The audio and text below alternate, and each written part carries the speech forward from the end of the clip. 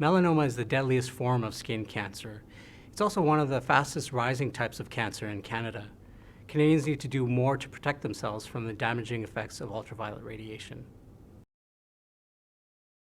While the incidence and death rates for many types of cancers have been going down in Canada, the story for melanoma skin cancer is less positive. Melanoma is on the rise in both men and women. Well, the good news is that skin cancer is largely preventable if Canadians protect themselves from the sun and don't use indoor tanning. We urge Canadians, whenever possible, to plan their outdoor activities before 11 a.m. and after 4 p.m. when the sun's rays aren't as strong. Also, look for shade and wear protective clothing and apply sunscreen. And finally, don't use indoor tanning. Tanning beds release UV rays that damage skin and increase your risk of skin cancer.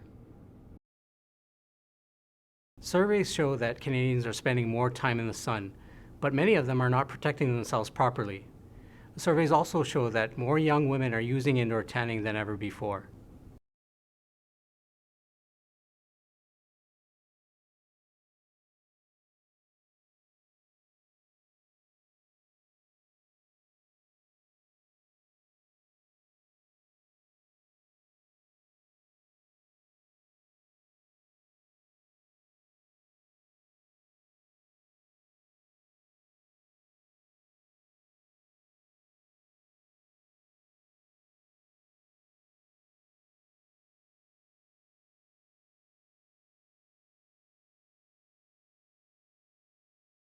Cancer has a huge impact on Canadians.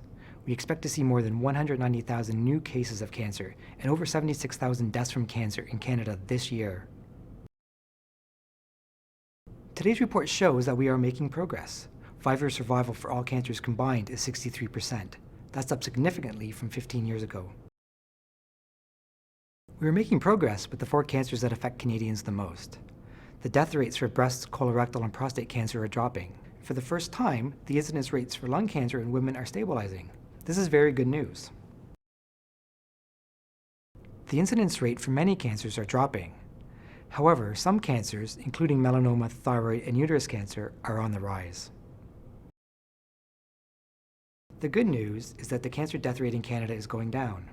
However, cancer continues to be the #1 cause of death in Canada.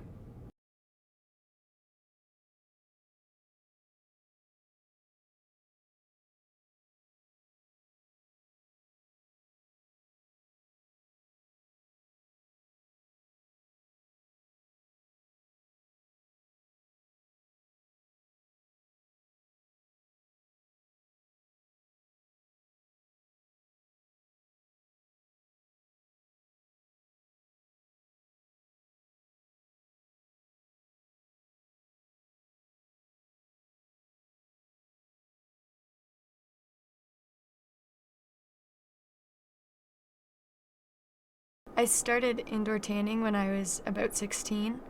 In high school, I would go with my girlfriends, whether it was after school or during our lunches. It wasn't until later that I learned that any change in your skin color is dangerous, whether it's a tan or a burn.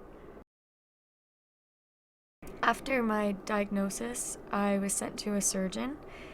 The surgeon cut a portion of my forehead out to remove the basal cell carcinoma. It was not a very pleasant experience. The sounds, the feelings, it wasn't something that I would want to go through again. When I was younger, I would go tanning because I felt more confident in my skin if I was tanned. It's ironic that now I have scars from the biopsies that I've had to have because of the damage that I caused. After my diagnosis, I found it hard to enjoy being outside. I was always scared. I've just started wearing sunglasses. I always have sunscreen on. I wear a hat when I'm outside under the sun, and I also cover up, and I've just made it part of my routine. After being diagnosed with skin cancer, I immediately regretted some of the choices I had made in going tanning.